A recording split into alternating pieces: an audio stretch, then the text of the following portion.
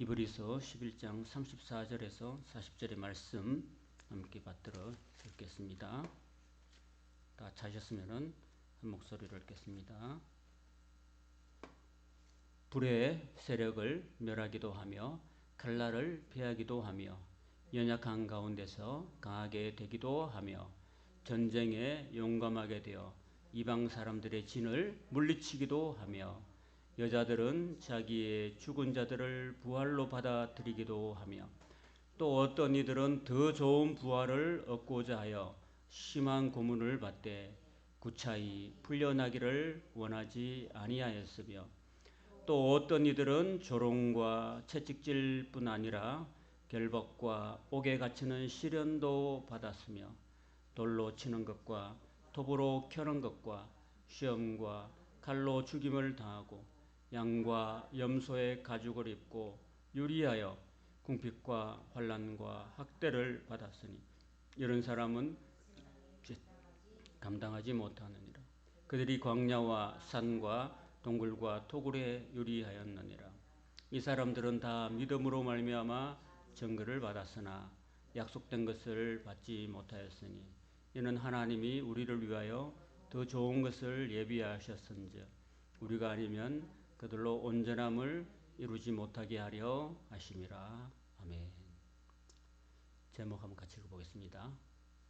더 감사하며 믿음 생활에 힘씁시다. 한 번 더. 더 감사하며 믿음 생활에 힘씁시다. 이런 제목으로 하나님 말씀 함께 나누도록 하겠습니다. 지난주에 불의 세력을 멸하기도 하면서 제가 다니엘의 세 친구 이야기를 했습니다. 그 다음에 이어지는 칼날을 피하기도 하며 라고 하는 말씀인데요. 지금 32절부터 34절까지는 사사시대부터 이어지는 믿음의 선진들을 예로 들면서 쭉 이렇게 이야기를 이어가고 있습니다. 그 중에 칼날을 피하기도 했다라는 걸 보면요. 뭐 칼날을 피한 사람이 많기도 합니다만은 열왕기상에 보면은 엘리야가 이세벨의 칼을 피해서 도망하는, 그래서 목숨을 구하는 그런 장면이 나오죠. 열왕기상에 그 이야기를 하고 있어요. 그리고 열왕기에 가면 엘리사도 마찬가지고요. 엘리사도 아마 그런 동일한 이야기가 또 나오고 있고, 사무엘상을 보면은 다윗도 사울의 칼날을 피해서 도망가면서 목숨을 구하는 그런 내용도 있습니다. 다 이들이 다 믿음으로 그렇게 했다라는 겁니다. 그럼 그 믿음을 가지고 이 칼날을 피하기도 하는 거예요, 여러분. 어떤 사람은 믿음으로 칼날을 피하기도 하는 반면에 어떤 사람은 또 칼에 죽는 그런 시련도, 죽음, 고난도 당한 사람도 있다는 것입니다. 그 다음에 이어지는 말씀 보면 연약한 가운데 강하게 되게 됐다라고 합니다. 지금 사사시대 이야기를 살펴보면은 사사시대 때 므낫세 지파가 가장 약했던 지파였는데, 그 므낫세 지파에 속한 기드온이라는 사람이 있었던 것 같아요. 그 사람은 미디안 족속들이 워낙 자기 백성들을 강하게 압박하고, 마치 우리나라 일제 36년 시대 때 일제에 의해서 우리가 굉장히 압박을 당했던 것처럼 그런 시대에 살면서 포도주 틀을 집안에다 해가지고 그 몰래 그 포도주를 바른, 그 정도로 아주 무서움이 많고 겁 많은 그런 사사가 바로 기드온이었다는 것입니다. 그래서 기드온이 하나님께서 그 기드온이 나타나서 큰 용사여 내가 너와 함께 하겠다 그랬습니다. 벌벌 떠는 겁 많은 그런 사람한테 하나님 선사 나타나서 큰 용사여 이렇게 했다는 겁니다, 여러분. 그런 걸 보면은 기드온도 사실 처음에 부르심 받을 때는 정말 보잘것없는 겁쟁이였다라는 것입니다. 그런데 하나님 손에 붙들리니까 기드온이 굉장히 연약한 가운데서도 강하게 되었다라는 이야기를 합니다. 그래서 하나님께서 그 미디안의 13만 5천 명의 그 많은 군대를 쳐부술 때에 하나님께서 그 기드온한테 다 떠나보내고 마지막 남은 그 마치 물을 개처럼 혀로 핥는 그런 300명은 남겨가지고 그 13만 5천 명을 물리친다는 것입니다. 사실 여러분 300명 가지고 13만 5천 명을 물리친다는 것은 계란으로 바위치는 거죠. 그죠? 근데 하나님께서는 300명 가지고도 얼마든지 하나님을 의지하고 하나님이 함께 하시면은 하나님이 강하게 붙들어 주신다는 것을 기도를 통해서 보여주신 거죠. 그 다음에 전쟁에서 용감하게 되어서 이방 사람의 진을 물리쳤다 이런 이야기가 있습니다. 아마도 그 위에서 언급한 그 사사들 중에서 입다 또 바락 바락이라는 사람은 잘 등장하지 않는데 그 드보라가 더 유명한데요. 드보라와 함께 일했던 그 사사가 바로 바락이었습니다. 그리고 입다는 사실은 뭐 어떻게 보면은 그 이스라엘 지파 중에서 인정받지 못하는 서자 출신이었거든요. 보잘것없는 사람이었는데도 불구하고 하나님께서 그 입다와 함께 하시니까 굉장히 용감하게 되어서 이방 사람의 진을 물리치는 그런 하나님의 일을 했다. 하나님 함께 하시고 하나님이 그에게 믿음을 주시니까 그가 이렇게 강하게 됐다라는 이야기를 용감하게 됐다. 그래서 적진을 물리쳤다라는 이야기를 하고 있는 거죠. 그 다음에 죽은 아들을 다시 부활로 받게 됐다라는 이야기도 합니다. 죽은 여기서 부활이라는 것은요. 그 부활이란 말이 헬라에는 그 부활의 의미가 뭐냐면은 그 예수님처럼 이렇게 완전히 부활한 것이 아니고 소생했다라는 이야기예요. 소생했다. 다시 살아났죠. 그 얘기가 어떤 그 구약에 두 가지가 있고 신약에는 예수님께서 여러 그 사람들을 살리셨죠. 그 구약에 보면 엘리야 시대 때 그 사렙다 여인의 그 아들이 죽잖아, 그죠? 죽으니까 엘리야가 가가지고 그 위에 엎어져서 7번 기도하고 하니까 그 사렙다 여인의 아들이 다시 기침을 하면서 일어났죠. 그와 같이 수넴 여인도 똑같은 일을 당했는데 엘리사가 그렇게 하니까 또 살아났다. 그런 이야기입니다. 그게 바로 부활의 하나의 어떤 모형이고 그림자라고 할 수 있죠. 그런 것들 다 이 사렙다 과부라든지 수넴 여인이라든지 이런 사람들이 엘리야라든지 엘리사의 그 선지자들을 통해서 믿음으로 살리심을 받았다라는 것을 얘기해주고 있고 신약에 보면은 예수님 시대 때 그 나인성에 사는 과부가 있었죠. 과부가 죽었잖아요. 과부의 아들이 하나밖에 없는 아들이 죽었는데 예수님께서 멈추라 그랬잖아요. 그 행렬을 행렬 나가는 걸 멈추고 이 아이가 죽은 것이 아니라 뭐라고 그랬죠? 잔다 그랬잖아요. 잔다는 것은 예수님이 굉장히 긍정적으로 말씀하신 거죠, 그죠? 다시 일어날 수 있다, 깨어날 수 있다는 얘기잖아요. 그래서 사람들이 막 웃었죠. 그 사람 비웃었잖아요. 그런데 예수님께서 딱 말씀하시니까 살아나잖아요. 그 소생이죠. 그 부활이 아니고 그렇게 해서 그 마치 그 죽은 자도 살리시는 그런 것들도 예수님의 말씀 한마디면은 살아날 수 있다는 그 믿음을 심어주기 위한 거 아니겠어요, 그죠? 그리고 이 사사시대부터 해서 그 예수님 오실 때까지 많은 이야기가 있는데 거기 보면 심한 고문을 받은 사람들이 나옵니다. 그 심한 고문이 어느 정도 고문인지 모르겠지만은 미가야 아합 왕이 전쟁터에 나가잖아요. 전쟁 나가니까 그, 그 모든 거짓 선자들이 왕이시여 출전하십시오. 다 왕은 승리하고 돌아올 것입니다라고 이야기하는데 유독 한 사람이 당신은 죽을 겁니다 이렇게 얘기하는 사람이 한 사람이 있었잖아요. 그 사람이 바로 미가야라는 겁니다.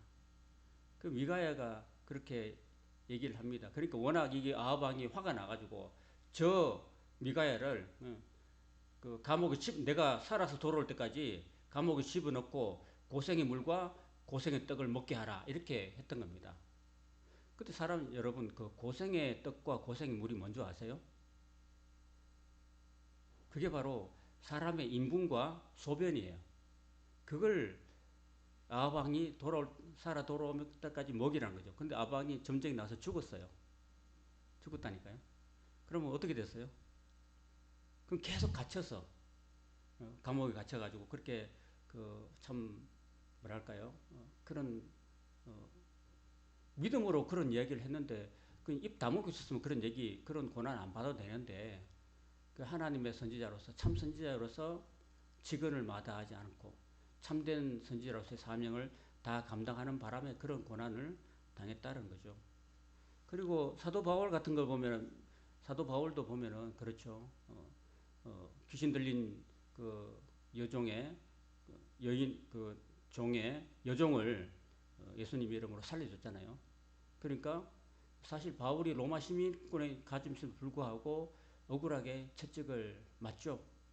그리고 빌립보 감옥에 들어가잖아요. 그죠? 채찍을 맞고 감옥에 들어가고 그런 내용들이 사도행전 16장에 나와요. 그래서 그런 이야기들, 고문과 그다음에 그 이어지는 조롱과 채찍질과 결박과 투옥을 당한 사람들이 있었다라는 것입니다. 그 중에서도 구약에서는 보면은 그 예레미야가 그런 고난을 당했죠. 예레미야가 시드기야 왕 때 그 구덩이에 던져지기도 하고 또 감옥에 갇히기도 하고 결박을 당하기도 하고 채찍질을 당하게 하고 또 매를 맞기도 했어요. 예레미야가 하나님의 사람으로서 믿음을 지키면서 여러분이 갈대아 군대에게 항복하면 여러분은 삽니다라는 하나님 말씀을 믿음으로 전했음에도 불구하고 그렇게 하나님 말씀 전하는 것 때문에 조롱당하고 결박당하고 투옥을 당했던 그런 사람이었습니다. 그럼 물론 아까 바울뿐 아니라 베드로도 그랬죠. 베드로도 그 서기관과 바리새인들 이스라엘 장로들이 복음 전하지 말라고 예수님 전하지 말라고 막 그랬잖아요.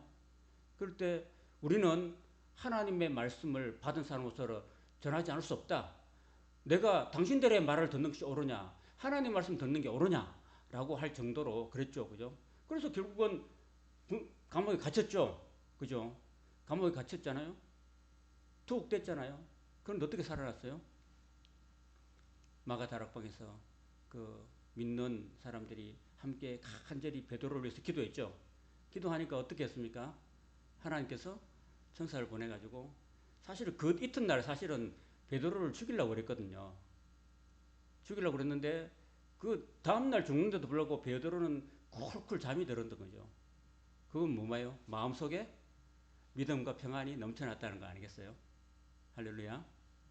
그러니까 환경을 초월하는 거예요, 여러분. 내일 내가 죽어요. 내일 내가 죽는데도 어떻게 잠이 옵니까? 보통 사람 같으면은 예수님도 내일 죽음을 앞두시고도 정말 땀방울 핏방울 될 정도로 겟세마네 동산에서 제자들 불러가면 너희들 나와 함께 한 시간만 좀 같이 있어주면 안 되느냐.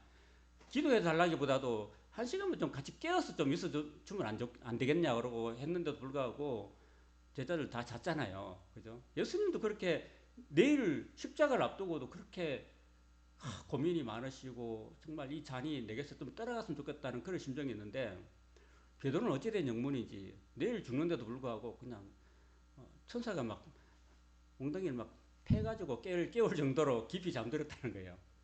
그래가지고 베드로가 막 잠결에 일어났어요. 천사가 깨워서. 그래서 천사가 옥문을 열었어요. 열고 나갔어요. 꿈인 줄 알았어요. 이게 이 꿈인지 이 꿈이야 생시하고 나왔는데 다 옥문을 여러 개를 거쳐서 나와서 보니까 나온 거예요. 그래가지고 그 마가 다락방에 그 마가 요한의 집에 들어가서 막 문을 두드리잖아요. 맞죠? 저 베드로예요 하고 막 두드리니까 누가 나왔어요? 그 집 여종이 나왔죠. 여종이 나와가지고 베드로의 영이 왔는가 보다. 베드로 지금 갇혀 있는데 어떻게 해서 나올 리가 없어 하고 안에 있는 사람들은 아무도 안 믿었잖아요. 그 베드로 성질에 막 문을 막 쾅쾅쾅쾅 두드려 나 베드로야 하고 막 두드리니까 열나주잖아요. 그 정도로 참 이렇게 그 베드로에게 그 믿음 내일 죽는데 불구하고 믿음과 평안을 주신 그 하나님의 그 참 놀라운 역사 아닐까 그런 생각도 합니다. 그죠? 그래서 아마도 순교자들은요 요한 계시록 그 6번째, 5번째 이럴 때 보면 순교자들이 재단에서 막 예수님께 탄원하잖아요. 근데 사실 어떻게 사람이 순교할 수 있겠습니까? 안 그래요?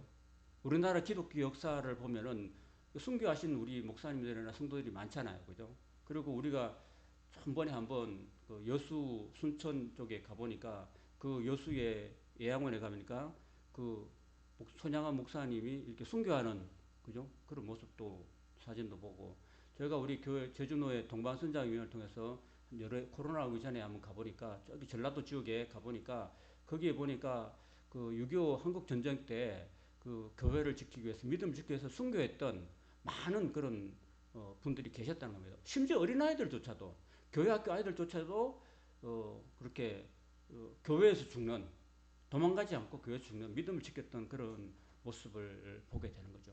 그래서 아마도 이 전라도 분들이 굉장히 믿음이 돈독하지 않는가 이런 생각도 들어요. 그죠? 경사동 쪽은 어떻게 몰라요. 경사동 쪽에는 뭐 그렇게 순교했던 사람들이 별로 없는데 놀라운 일이 아닐까. 어떻게 그 사람들은 공산군들이 막 총칼로 찔러 죽이는 그런 상황에서도 그렇게 나는 예수님을 끝까지 믿습니다라고 할 수 있을까요, 여러분? 아마도 그거는 하나님께서 그들에게 놀라운 그런 믿음과 그리고 담대함과 평안을 주셨다고 저는 믿습니다. 그죠? 그죠? 아마 초대교회 있는 사람들이 그렇게 조롱과 채찍질을 당하고 결박을 당하고 심한 고문을 당하고 있었음에도 불구하고 그들이 어떻게 그걸 견뎌냈을까? 자기들의 힘이었을까? 라고 생각하면 자기들의 힘이 아니라 하나님이 그들에게 놀라운 은혜를 주셨기 때문이라고 믿어집니다. 그죠? 그래서 어떤 이들은 더 좋은 부활을 얻고자 해서 심한 고문을 받되 구차히 풀려나기를 원하지 않았다라는 이야기도 하고 있습니다. 구체적으로 성경에서 그렇게 막 한 구체적인 그런 내용은 별 많이 나타나진 않아요. 그렇지만은 여기 히브리 기자가 이 성경에 언급되어 있지 않는 그런 이야기들도 지금 하고 있는 거예요. 사실 거짓말 하는 게 아니잖아요. 그죠? 그런 얘기가 있었다는 거죠. 그 다음에 돌에 맞기도 했다 그랬습니다. 돌에 맞은 사람 누가 있죠? 지금 11장이면 창세기부터 지금 저기 예수님 올 때까지 이야기를 모든 사람들이 다 하고 있잖아. 그죠? 그 돌에 맞아 죽은 사람 누구예요? 믿음 때문에 돌에 맞아 죽은 사람 누가 있죠? 예? 예, 스데반 집사님. 돌에 맞아 죽었죠. 그죠? 예, 복음을 전하면서. 또 어떤 사람이 있어요? 돌에 맞아 죽은 사람? 창세기에 누가 있어요? 아벨. 그죠? 아벨은 믿음으로 하나님 기쁘시게 하는 자라 인정받았는데 누구한테 맞았어요? 자기 형한테 맞아 죽었잖아요. 형한테 맞았고. 그래 돌에 맞아 죽기도 하고 그 다음에 톱에 키임 받아 죽은 사람도 있어요. 누가 있습니까? 이사야라고 합니다. 여기 성경에는 이사야가 어떻게 죽었는지 나오지 않지만은 구약의 전성에 의하면은 아마 그 히스기야가 죽고 난 다음에 이 히스기야가 아들 없이 있다가 이 암에 병에 걸리잖아요. 근데 그 무화과 뭉치를 가져가 이렇게 나를 받고 나는데 15년을 생명이 더 연장될 때 그때 태어난 아이가 머나세라는 아이가 태어났는데 그 머나세 엄마가 누구냐 하면은 처음에 히스기야하고 결혼했다가 바람 피웠다가 쫓겨났던 여인이었어요. 그 여인이 누구냐 하면은 헵시바라는 여인입니다. 헵시바가 머나세의 어머니였고 히스기야의 아내였는데 이 여인이 다시 들어와가지고 아마 히스기야가 마음이 약했던가 봐요. 그래서 이왕 내가 생명 15년 연장받았는데 내가 자식 하나 없이 죽으면 되겠나 싶어가지고 불렀던 여인이 누구냐? 첫 번째 자기가 버렸던 그 여인을 다시 부른 거예요. 그 여인은 처음에 자기가 버림받았기 때문에 굉장히 마음의 상처가 컸겠죠. 그래서 마음에 이렇게 엉어리져 있고 아마 하나님하고는 전혀 하나님 믿지 않았던 그런 여인인 것 같아요. 그런 여인을 불러다가 애가 태어났는데 그 애가 머나세였는데 그 머나세가 아버지 히스기야 왕이라든지 그 다음에 그 요시야 왕 때 이루어놨던 많은 것들을 그죠 이렇게 그렇게 했음에도 불구하고 이 머나세가 이스라엘의 그 유대 왕조에서 가장 오랜 동안 한 55년 동안 다스리면서 가장 많이 우상을 숭배했었습니다. 그래서 하나님의 마음을 가장 아프게 했던 거죠. 그래서 그 머나세를 누가 책망했을까요? 히스기야 때 아직도 살아서 그 왕족으로서 선지자였던 사람이 바로 이사야였습니다. 이사야가 그 머나세 왕한테 이렇게 올바른 소리를 했던 거예요. 왕이시여 그러면 안 됩니다라고 했던 거죠. 그래서 머나세가 그걸 아주 괘씸하게 여기고 결국은 이사야를 죽입니다. 이사야를 죽이는데 어떻게 죽냐면 이사야가 도망가는데 그 나무가 이렇게 있잖아요. 있는데 큰 나무에 보면 이렇게 구멍이 뚫려 있는 나무가 있잖아요. 그 나무에 숨었대요. 나무가 문을 열어줬대 이렇게. 이제 전해지는 이야기하면 나무가 이렇게 어떤 큰 나무 보면 이렇게 들어갈 수 있는 큰 공간이 있잖아요. 문이 탁 열리더만은 이게 탁 닫혀지는 거예요. 이사야를 숨겨준 나무가. 그걸 봤어요, 왕이. 하고나 쫓아가지고 저기에 이사야가 들어갔다라고 생각하고 하나님이 보호해 주신도 불구하고 그 자기 신하들을 불러가지고 큰 톱을 가져와 해가지고 그 톱을 가지고 이사야를 그 나무를 베어라. 저 나무를 가지고 궁에 가지고 와서 심어야 되겠다라고 하면서 나무를 베라. 그래서 나무를 벤 거죠. 밑둥지를 베니까 그 나무와 함께 이사야가 칼에 톱에 켜서 죽임을 당했다라고 전해오는 이야기가 있습니다. 참 그 므낫세가 참 못됐죠, 그죠? 그렇지만 그 믿음으로 결국은 믿음으로 하나님 말씀을 전하다가 결국 톱에 켜서 죽었다 이렇게 기록되어 있습니다. 그 다음에 칼에 죽임을 당한 사람도 있습니다. 신약 시대에 칼에 죽임 당한 사도가 누가 있죠?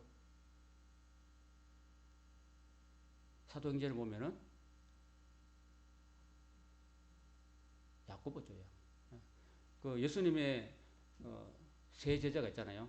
인너서클 세 제자가 누구예요? 베드로, 야고보, 요한.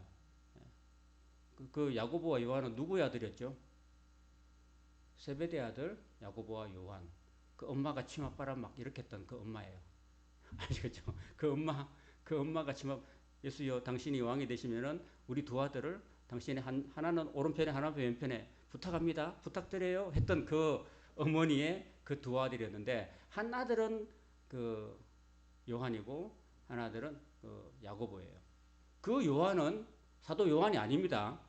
세베대 아들 요한이고 또 사도 요한은 제일 막내 요한. 아시겠죠? 그 요한 다릅니다. 같은 요한 이름은 같은데 다른 사람이죠. 근데 이 야고보의 그 형제였던 요한이 누구의 칼에 죽습니까? 헤로드 왕의 칼에 죽습니다. 이렇게 예수님 믿는 거. 그러니까 막 그 야고보하고 요한, 베드로 이런 사람이 그죠? 베드로와 야고보 이런 사람들이 요한이 막 이렇게 성전에 올라가면서 막 복음을 전할 때 안전병이가 막 일어나잖아요. 그죠? 안전병이 일어나고 사람들이 보면서 와, 저 예수님 이름으로 안전병이 일어나네 하니까 막 사람들이 다 예수님에 대한 관심이 높아지고 하니까 헤로드 왕이 어떻게 했습니까? 유대인들이 막 헤로드 왕을 막 종용해가지고 저 사도들을 죽여달라고 이렇게 막 부탁한 거죠. 그래서 헤롯이 유대인들의 마음을 얻기 위해서 사도들을 칼로 탁 죽이는데 그 첫 번째 대상이 바로 이 야고보였다는 겁니다. 그 믿음을 지키기 위해서 용감하게 믿음을 지키기 위해서 우리는 하나님 말씀을 담대히 전하겠다. 우리에게 목에 칼이 돌아도 우리는 하나님 말씀을 전하겠다고 했던 그 야고보한테 하나님께서 은혜와 믿음을 주셨기 때문에 그가 칼에 죽임을 당했다라는 겁니다. 자, 이렇게 11장에 많은 이야기들이 이제 이어졌습니다. 자, 그래서 38절 같이 읽어보겠습니다. 시작. 이런 사람은 세상이 감당하지 못하느니라. 그들이 광야와 산과 동굴과 토굴에 유리하였다. 그랬습니다. 사실 딱 보면요. 1절부터 해가지고 히브리서 11장 1절부터 해가지고 40절까지 쭉 오면서 많은 사람들의 그 믿음의 선진들의 이야기를 하면서 이 사람들을 평균적으로 딱 그 기준을 보면 이 사람들이 다 죽임 당하고 고난 당하고 또 박해를 당하고 그런 많은 어려움을 겪어내 왔잖아요, 그죠? 그러니까 이 사람들은 예수님 아니었으면 믿음 아니었으면 얼마든지 편안하고 안일한 삶을 살 수 있었잖아요. 모세도 궁중에서 충분히 남은 여생 그냥 많은 쾌락과 모든 것을 다 누리며 살 수 있어도 불구하고 믿음 때문에 하늘나라의 그 소망 때문에 그 잠시 동안 누리는 그 낙을 죄악의 낙을 다 포기하고 하나님 백성들과 함께 고난받는 삶을 선택했다라는 거죠. 그죠? 이걸 보면은 믿음의 삶이라는 것은 뭔가? 라는 거죠. 오늘 이 시대를 우리가 평안한 시대에 살아가고 있으면서 과연 우리가 이렇게 사는 것이 정말 하나님 보시길 때는 어떤가 하는 것을 우리가 한번 생각해 봐야 되지 않을까. 그 아벨도 믿음을 지키기 위해서 돌에 맞아 죽었고 모세는 편안한 삶을 버렸고 그리고 사사들의 시대를 죽지내면서 초대교회 많은 사도들과 성도들과 스데반까지 복음을 전하기 위해서 예수님 때문에 자기의 생명까지도 마다하지 않고 내어놓았다. 이런 삶을 보면서 오늘 우리는 과연 우리가 이 땅에 편안한 삶에 안주하고 살아야 되는가 하는 것을 우리가 한번 생각해 봐야 될 것이고, 또 우리가 너무 우리 교회가, 오늘 현대 교회가 너무 세상적인 가치관을 너무 많이 심어주고 있지 않는가. 한국 교회가 지금 현대 교회사를 오면서 유례 없는 폭발적인 부흥을 일으켰잖아요. 그죠? 그죠? 그리고 한국 전쟁이 1950년에 일어나서 1953년까지 3년 동안 일어났는데, 그리고 한국 사회가 다 폐허가 됐잖아요. 그죠? 전쟁 때문에. 그래서 그 폐허된 우리나라 이 땅에 다시 한번 잘 살아보자는 운동을 하는 건 좋았잖아요. 잘 살아보자. 우리도 한번 잘 살아보자. 어떤 그런 그 새마을 운동이 막 그 박정희 대통령 때부터 일어나가지고 우리 민족이 워낙 가난하게 살았고, 그리고 조선 왕조 500년을 쭉 내려오면서 양반들 특수 이 상위층만 잘 살고 나머지는 다 천민과 농민과 하층민들이 살았기 때문에 너무 천대받고 가난하게 살았기 때문에 우리 민족성 가운데서는 좀 잘 살아보자는 생각들이 너무너무 많았던 거죠. 그리고 어떤 그 복음이 들어오지 않기 때문에 어디다가 많이 빌었습니까, 여러분? 우리나라 우리 선조들이 하늘을 향해서. 그죠? 물 떠놓고 우리 어머니 할머니 할아버지 때 어떻게 했습니까? 예수님 복음이 들어오지 않을 때는 다 새벽에 일어나가지고 정한수 뜯어놓고 하늘을 향해서 이렇게 빌었던 우리 민족의 신앙 아니었습니까? 그죠? 그런 샤머니즘적인 신앙을 가지고 있었는데, 복음이 딱 들어오면서 어떻게 됐냐면요, 그 기복적인 신앙으로 많이 흘렀다는 겁니다, 여러분. 우리 신앙이. 기복적으로 많이 실어가지고 우리 예수 믿고 잘 삽시다. 예수 믿고 잘 됩시다. 이런 식으로 많이 강조돼가지고 우리 한국 사회가 굉장히 많이 경제적으로 부강해지고 세계 10대 그 부유한 경제 국가에 들어와 있잖아요. 그죠? 그죠? 그런데도 우리의 믿음은 과연 어떨까라고 생각했을 때 우리 교회가 너무나 어떤 잘 먹고 잘 사는 데만 주중하고, 우리 선조들이 믿음으로 이 고난당하고 그 살아왔던 그런 삶과는 좀 괴리가 있는 그런 우리 한국 교회가 아닌가라는 생각도 해보고, 너무나 세상적인 가치관에 너무나 많이 우리가 좀 거기에 매여 있지 않는가. 우리 자식들 좋은 대학에 보내고 또 성공하고 우리 자식들이 높은 자리에 올라가고, 그래서 예수 믿는 사람들이 잘 돼야 되고 예수 믿는 사람들이 정말 사회에 좋은 영향력을 끼치고 막 이런 가치관이 많이 심어진 게 잘못됐다기보다도 그게 너무나 세상적인 가치관으로 흐를 여지가 많았다는 거죠. 근데 사실 우리가 그 믿음의 선진들 아벨부터 해가지고 쭉 나오는 이 사람들의 이야기를 보면은 다 믿음 때문에, 믿음을 지키기 위해서 다 돌에 맞고 더 순교하고 구차한 더 좋은 부활을 얻기 위해서 구차하게 감옥에서 풀려나지 않기를 바랬던 그런 우리 믿음의 선조의 모습들을 우리가 생각하면은 우리와는 너무나 괴리가 있는 그런 삶이었다라는 것입니다, 여러분. 그래서 이런 사람들은 세상이 감당하지 못한다 이렇게 설명해 놨는데, 이거를요 그 표준 세번에 보면은 이런 사람들은 세상이 이런 사람들을 인정하지 않았습니다. 아니면 이런 사람들은 세상을 살만한 곳으로 여기지 않았다는 겁니다. 이렇게 물질적이고 향락적이고 세속적인 이런 세상을 살만한 곳이라고 생각지 않았다는 겁니다. 그러니까 어떻게 보면 다시 말하면 이 사람들, 이 믿음을 지키고 살았던 이 사람들은 세상에 집착하지 않았다. 세상의 그 안락한 삶에 집착하지 않았다는 겁니다. 그래서 그 세상을 떠나서 그 로마 황제 네로라든지 도미티아누스 황제가 뭐 1차 박해, 2차 박해를 할 때 그들은 그 속에서 안주하지 않고 얼마든지 유대교로 돌아가면 편한 삶이 다 이렇게 보장되었음에도 불구하고 그 편한 삶으로 돌아가지 않고 오히려 그 삶을 떠나서 광야와 산과 동굴과 토굴에 살았다라고 이야기하고 있습니다. 권사님은 그 터키에 다녀보셨죠, 그죠? 그죠? 터키에 우리 박성근 교사님도 계셨고, 그죠? 이게 터키 지역의 그 한가운데 보면은요, 글씨가 잘안 돼. 노란 화살표는 뭐 카파도기아라고 하죠. 카파도기아. 뭐 이런 거 보면 어, 그 인터넷이나 그 유튜브 보면은 가파도기에 대해서 많이 사진이 나와 있어요. 거기 보면은 이렇게 지형이 그죠? 이렇게 화산이 폭발해 가지고요. 막 이렇게 덮고 해가지고 나중에 그 보면은 아주 1000m 정도 고지대에 높은 지대가 있는데 거기에 보면 참 이렇게 놀랍게 생긴 그 바위 같은 게 그 버섯 바위 같은 게 많이 나타나 있어요. 그거는 올라가기 힘드니까 뭘 타고 갔냐면은 그 풍선 같은 거 있잖아요. 열기구. 열기구 타고 이렇게 올라가서 그 높은 곳에 살았던 구멍을 뚫고 그 응회암이라고 해가지고요. 이렇게 숟가락 같은 걸 끌어내면 그 끓여지고 그 다음에 물을 뿌리면은 그 시멘트화 돼버려요. 그런 데서 사람들이 높은 데 오셔가지고 거주하고 살았다는 거예요. 로마에서 막 박해를 하니까 그 믿는 그 기독교인들이 다 도망와가지고 터키 한가운데에 그 황야 지역에 고산지대에 고지대에 올라가서 거기서 구멍을 여기 구멍 나옵니까 구멍? 광야와 산과 동굴 그 동굴을 만들어 가지고 거기서 살았다는 거죠. 거기서 뭐 사실 뭐 뭘 먹고 사는지 몰라요. 그 메마른 황야에.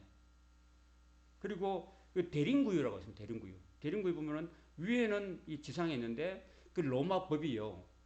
무덤에 들어간 사람한테는 로마 군인들이 안 내려왔어요. 사실은. 카타콤이라고 해서. 그렇게 안 내려와서 이 참 희한한 게 그죠. 그 지역이 화산 지역이고 석회암 지역이고 이래 가지고 이게 파고 내려갈 수 있어요. 파고 내려갈 수 있다니까요. 파고 내려가지고 이렇게 여러분 그림 보입니까? 이 지하 도시를 만들어 가지고 지하 도시. 대림구유를 만들어 가지고 혹시 권사님 가보셨습니까? 동굴 있는 거 보셨어요? 지하 밑에까지 안 내려보셨죠? 예, 지하도 가보시면 좋을 텐데 지금도 유튜브 보면 지하에 가가지고 사진 찍어서 올린 것도 있는데 이런 지하 동굴을 이렇게 지하 도시를 만들었어요. 여기에 수많은 사람들이 여기에서 굴을 뚫고 여기 내려가서 여기 누가 살아요? 기독교인들이 초대 기독교인들이 여기 살았다는 거예요. 여러분. 로마의 박해를 피해가지고 여기서 빛이 안 들어오요. 빛이 안 들어오고 살았는데 이렇게 위에는 도시가 있는데 밑에는 이렇게 구멍을 뚫어서 이렇게 동굴을 만들고 토굴을 만들어서 여기서 살았다는 겁니다. 이렇게 사실 어떻게 살았을까라는 겁니다. 그리고 이건 뭘까요? 이 식도를 이렇게 내시경을 찍어 놓은 것 같죠? 이게 뭐냐면은 그 지하로 통하는 공기구멍이었죠. 공기구멍. 공기구멍을 이렇게 빛을 못 봐도 숨을 쉬어야 되니까 공기구멍을 뚫어놨대 이렇게. 공기구멍을 뚫어가지고 그 높은 데 있잖아요, 그죠? 못 올라오게. 그냥 땅 위에다 가면 사람이 덮어버리면 이게 끝나는 거잖아요. 근데 약간 높은 곳에 이렇게 뚫어가지고 이 숨구멍을 뚫어가지고 환기시키고 공기가 들어오게끔 하는 이런 걸 정도로 만들기까지 그 초대교회 그 우리 기독교인들이 신앙을 지키기 위해서 애쓰고 힘썼다라는 겁니다. 그리고 이런 돌 있잖아요. 이런 돌. 이런 돌을 이렇게 쭉 굴려가지고 여기 가운데다 놔버리면은 로마 군인들이 들어와요, 못 들어와요? 못 들어오는 거죠. 이렇게 구멍을, 이런 거 지금 실제 가도 지금 현재 사진을 찍어 놓은 거죠, 이게.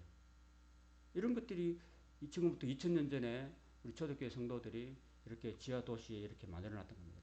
바위문을 이렇게 해가지고. 이 지하 터널이 약 8km나 정도 이렇게 뻗어 있었던, 그게 수많은 사람들이 여기서 숨어서 거기서 예배를 드리고 지하에서 하나님을 찬양하고 지하에서 말씀을 나누고 그 어두컴컴한 데서 그렇게 살았다는 것입니다. 38절 다시 한번 읽어볼게요. 38절 시작. 이런 사람은 세상이 감당하지 못하느니라. 그들이 광야와 산과 동굴과 토굴에 유리하였다라고 말씀하고 있습니다. 참 이렇게 우리 초대교회까지 정말 이렇게 신앙을 지키기 위해서 이렇게 고난도 마다하지 않고 살았다라는 이야기를 하고 있습니다. 이 사람들은 다 믿음으로 말미암아 증거를 받았으나 약속된 것을 받지 못하였다. 구약 성도는 사실은 메시아의 약속을 받았지만 그리스도를 보지 못했죠. 그러나 신약 성도와 오늘 우리는 예수님을 우리가 받았잖아요. 그죠? 그러므로 우리가 메시아를 믿지 못하고 보지 못하고 믿었던 그 아브라함이라든지 모세라든지 다윗이라든지 사무엘 이런 사람들을 보다도 당시 히브리인들 그리고 오늘 지금 우리 2021세를 살아는 우리는 이미 오신 예수님 이후에 살고 있는 시대 아닙니까? 그죠? 그죠? 그러니까 우리는 보지 못하고 믿었던 그 사람들보다 오늘 우리의 믿음이 더 좋아야 됩니까? 더 안 좋아야 됩니까? 더 좋아야 되는 거죠. 그 얘기를 하고 있는 거예요. 그들은 그 예수님의 약속만 받았지 예수님 못 받잖아요. 다윗도 예수님 약속만 받았지 못 받잖아요. 그렇지만 그들은 다 믿음을 가지고 약속인 것을 바라보고 그 멀리서 바라보고 기뻐했다는 겁니다. 여러분. 그리고 그 자신들의 믿음을 지키고 살았다라는 이야기를 하고 있는 거죠. 그런데 이제 예수님 온 다음부터는 더 핍박이 심해진 건 사실이거든요. 이는 하나님 우리를 위해서 더 좋은 것을 예비하셨습니다. 우리가 아니면 그들 온전함을 이루지 못하게 하려 하심이라 이렇게 말씀하시는데 이 말씀 뭐냐면은 우리가 믿음의 길을 걸어갈 때에 우리가 믿음을 가질 때 하나님이 우리의 믿음과 함께 일하신다는 거예요, 여러분. 하나님은 아무리 능력이 많아도 믿음이 없는 곳에서는 역사하지 않는다는 거예요. 그죠? 예수님이 그 본 동네 태어난 자라신 동네가 어디예요? 나사렛이죠. 전 나사렛에 가보니까 그 높은 지대에 언덕이 있는데 그 나사렛에 가가지고 처음으로 이렇게 말씀을 열었잖아요. 이사야 61장의 말씀을 열었잖아요. 회당에서 열고 오늘 이 말씀이 너에게 응하였다 이렇게 말씀하잖아요. 그죠? 그러니까 그 듣던 사람들 어떻게 했어요? 지가 지가 메시아야 이렇게 하고 자기 동네 사람들이 예수님을 메시아로 받아들여서 안 받았어요. 안 받아들이고 어떻게 했습니까? 예수를 이끌어가지고 어디까지 갔어요? 그 동네 낭떠러지까지 갔잖아요. 낭떠러지에서 밀어버리려고 그렇게 했잖아요. 그 예수님께서 그때 어떻게 하셨습니까? 내가 이 동네에서 너희들이 믿지 않으므로 내가 역사를 할 수 없다 라고 하시면서 능력으로 그 가운데를 헤치고 나가버리잖아요. 그죠? 하나님은요 아무리 능력이 많아도 사람들이 안 믿으면 역사할 수 없는 거죠. 그죠? 그렇습니다. 그래서 하나님은 우리가 너무 연약해도 우리가 조그만 겨자씨만한 믿음이라도 있을 때 하나님은 우리와 함께 일하시고 우리의 믿음을 통해서 완전한 구원을 이루어 가시는 분이시다라는 이야기를 하고 있다는 겁니다. 결론입니다. 이제 우리가 11장 1절부터 이제 40절까지 쭉 왔는데 아벨부터 해가지고 이제 선지자들까지 초대교회 사도들까지 다 이야기를 했습니다. 그럼 예수님 믿으면서 전부 다 믿음 때문에 포기할 일이 많았고 믿음 때문에 매를 맞기도 하고 갇히기도 하고 또는 더 좋은 부활을 얻고자 해서 구차하게 감옥에서 풀려나기를 원하지 않았고 심지어 칼에 죽임을 당하기도 하고 정말 그 동굴과 토굴을 만들어가지고 지하도에서 살았던 그런 우리 믿음의 선진들 그들이 히브리서 1장에 보면 그들이 그 믿음의 좋은 평판을 받았다고 말하고 있는 것입니다. 그 히브리서 1장 2절에 보면 선진들이 이로써 증거를 얻으니라 하는 말을요 다시 다르게 해석하면 다르게 풀어서 말하면은 그들이 믿음으로써 하나님 앞에 좋은 평판을 받았다라는 이야기입니다. 다 고난 감수하고 그래서 우리가 믿음 생활하는 게 내 잘 먹고 잘 살고 성공하고 출세하고 이런 게 아니라는 겁니다. 본질은 하나님을 위해서 예수님을 위해서라면은 내가 세상 그 가진 거 다 내려놓아야 된다. 그리고 예수님이 걸어가셨던 그 길, 믿음의 길을 우리가 따라가야 된다. 그 따라가는 그 길이 만만치는 않다. 고난도 따라온다.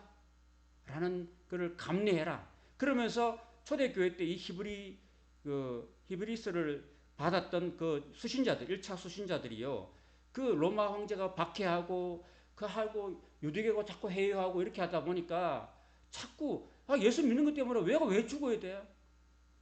내가 예수 믿을 때 왜 이렇게 어렵게 살아야 돼? 라고 하면서 유대교로 건너와. 건너면 괜찮아. 유대교는 로마가 인정한 교회야. 로마가 인정한 공식적인 종교야. 그 유대교로 넘어와.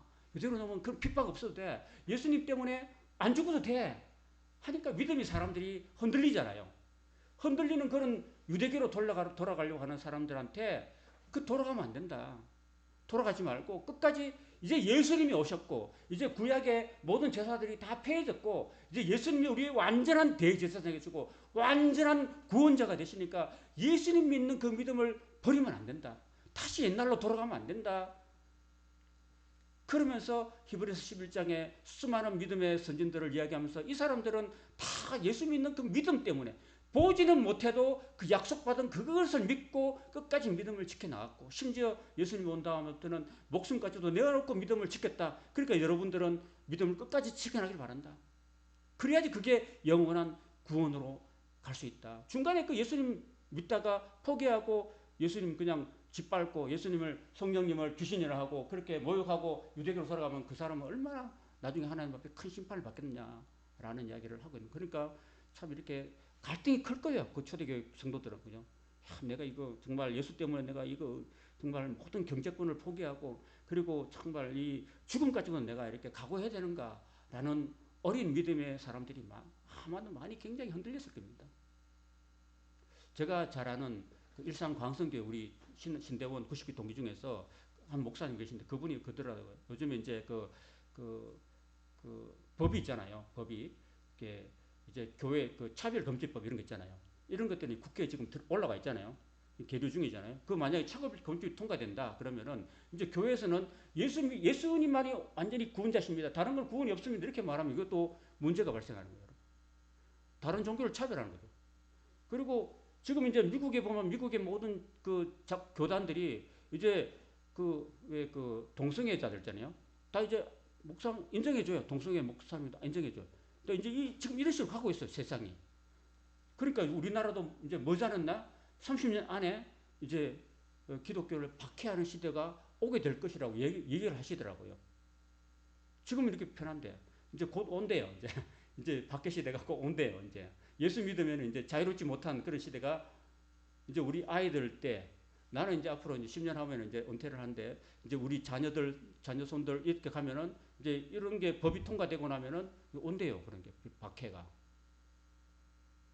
지금 이제 애를 쓰고 있어. 지금 차별금지 통과 반대를 위해서 애를 쓰고 있고 하는데 불구하고 세상 사람들의 그 믿지 않는 사람들이 너무너무 많기 때문에 그런 사람들이 국회의원이 되고 그런 사람들이 입법을 하고 그런 사람들이 입법을 통과시키고 나면은 어떡하겠어요. 그죠? 대통령이 돼가지고 거부권을 행사해야 되는데 대통령이 또 그렇지도 못하고 있고 그런 상황인데 우리가 이런 것들을 어떻게 하면 이게 나갈까? 적어도 지금 이 시간은 그래도 신앙의 자유가 있을 때 우리는 저는 그렇게 개인적으로 생각합니다. 우리가 신앙의 자유가 있을 때 더 모이기를 힘쓰고 히브리서 그렇잖아요. 그날이 가까울수록 모이기를 더욱 힘쓰고 또 하나님께 더 가까이 나아가도록 하고 이 자유를 가지고 더 열심히 하나님께 감사하고 더 열심을 내서 우리는 신앙생활을 하는 것이 하나님 앞에 우리가 마땅히 해야 될 일 아닐까 생각을 하게 됩니다. 그래서 우리 사랑하는 성도들 꼭 지금 자꾸 주일 예배만 드리고 있고 이제 점점 예배가 점점 숫자가 사라져요. 옛날에는 뭐 새벽기도 막 그냥 수요 예배 주일 막 1부부터 7부까지 하고 막 그다음에 밤 예배도 하고 막 금요철하기도 하고 했는데 이제는 다 없어지고 일주일에 딱 한 번 예배 드리는 교회가 너무너무 많아지고 있어요. 제주도에 우리 친구 목사님들 이제 목사님 전에 가니까 목사님 우리는 일주일에 한 번만 예배 드립니다. 뭐 점심도 안 먹어요. 점심 뭐 코로나 와 점심도 안 먹고 그래서 한 번만 딱 드리고 끝입니다. 그리고 주중에는 교회 전혀 안 모이고 그런 교회들이 너무 좀 많아지는데 그나마 우리는 그래도 수요일이라도 한 번 더 이렇게 모여가지고 하는데 중요한 거는 모이는데 힘써야 되는 거죠. 직장 다니는 게 힘들고 뭐 그래도 신앙의 자유가 있을 때 한 번이라도 더 모이고 더 모여서 더 하나님 말씀 듣고 더 하나님께 기도하고 하나님께 더 가까이 나아갈 수 있는 그런 우리의 모습이 될 수 있기를 바랍니다. 기도하시겠습니다.